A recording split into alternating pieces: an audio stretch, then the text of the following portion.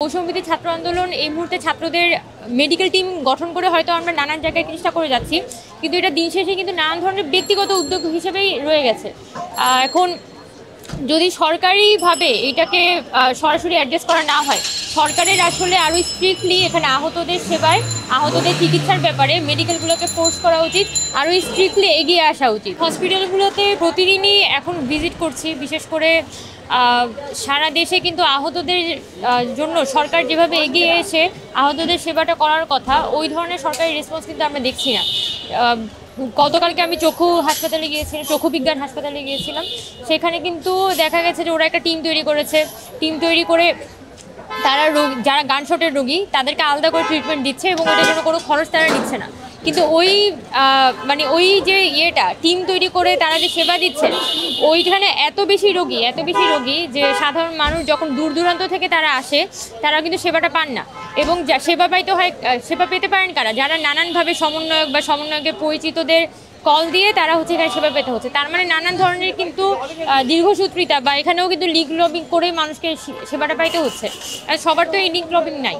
এখন আমরা চেষ্টা করছি আমাদের জায়গা থেকে যতটুকু সম্ভব। আমরা বৈষম্যবিরোধী ছাত্র আন্দোলন কিন্তু মেডিকেল টিম তৈরি করেছি, এরপর বিভিন্ন মেডিকেল অফিসারদের সাথে কথা বলে আমরা এখানে আহতদের যাতে যারা সর্বোচ্চ প্রায়োরিটি দিয়ে এখানে কোনো প্রকার মধ্যসূত্রভোগীরা যাতে এখানে সুবিধাটা গ্রহণ করতে না পারে, এই বিষয়টা আমরা নিশ্চিত করতে যাচ্ছি। তবে আমরা এখানে যেটা বলতে চাই যে বৈষম্যবিরোধী ছাত্র আন্দোলন এই মুহূর্তে ছাত্রদের মেডিকেল টিম গঠন করে হয়তো আমরা নানান জায়গায় চেষ্টা করে যাচ্ছি, কিন্তু এটা দিন শেষে কিন্তু নানান ধরনের ব্যক্তিগত উদ্যোগ হিসেবেই রয়ে গেছে। এখন যদি সরকারিভাবে এটাকে সরাসরি অ্যাড্রেস করা না হয়, সরকারের আসলে আরও স্ট্রিক্টলি এখানে আহতদের সেবায়, আহতদের চিকিৎসার ব্যাপারে মেডিকেলগুলোকে ফোর্স করা উচিত, আরও স্ট্রিক্টলি এগিয়ে আসা উচিত। কারণ এখানে শুধুমাত্র ঢাকা শহরের মধ্যেই তো, আমি যেমন রংপুর গিয়েছিলাম, রংপুর মেডিকেল আমি ভিজিট করেছি, খুবই খারাপ পরিস্থিতি। রংপুর মেডিকেলে খুবই খারাপ পরিস্থিতি।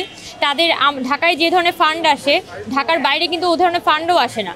তো আবার ওখানে কিন্তু প্রপার ইকুইপমেন্টও নাই। আমি যদি টাকাটা দিলাম, কিন্তু চিকিৎসাটা করার জন্য তো তার সরঞ্জাম লাগবে, ওই সরঞ্জামটা কিন্তু ওই হাসপাতালগুলোতে নাই। এখন রংপুর, এখানে দিনাজপুর বা বগুড়া মেডিকেলে গেলে হয়তো আরও বেটার চিত্র আমি বুঝতে পারতাম, আরও বেটার সামারি আমি তৈরি করতে পারতাম। কিন্তু ঢাকা শহরের মধ্যে তাও এখানে কিছু প্রাইভেট মেডিকেল থাকার কারণে বা এখানে কিছু পরিমাণ আপনার সরকারি একটা তত্ত্বাবধান থাকার কারণে হয়তো ঢাকায় চিকিৎসাটা কিছুটা ভালো হয়। কিন্তু ঢাকার বাইরে আপনি যদি অন্যান্য এরিয়ায় যায়, ইভেন আপনি চট্টগ্রামেও যান, যেটা আমাদের বন্দরনগরী, সেখানেও আপনি যান, সেখানেও কিন্তু অতটা ভালো ট্রিটমেন্ট হচ্ছে না। আর লেট এলন বাকি উত্তরবঙ্গের বা অন্য জায়গার কথা তো আমি বাদই দিলাম। এখন এই জায়গাটা তো বৈষম্যবিরোধী ছাত্র আন্দোলন তো সেটা নিশ্চিত করতে পারবে না। বৈষম্যবিরোধী ছাত্র আন্দোলন তো সর্বোচ্চ ফান্ডের ব্যবস্থা আমি করে দিতে পারি, বা ডাক্তারদের সাথে বসে হয়তো আমরা কথা বলতে পারি যে আপনারা এখানে চিকিৎসাটা দেন। কিন্তু এখানে যে সরঞ্জামটা নিশ্চিত করা এবং এখানে যে প্রশাসনিকভাবে যে এখানে একটা তদারকি করে এখানে আহতদের সেবা করতে হবে, সেটার দায়িত্ব তো আসলে সরকারের।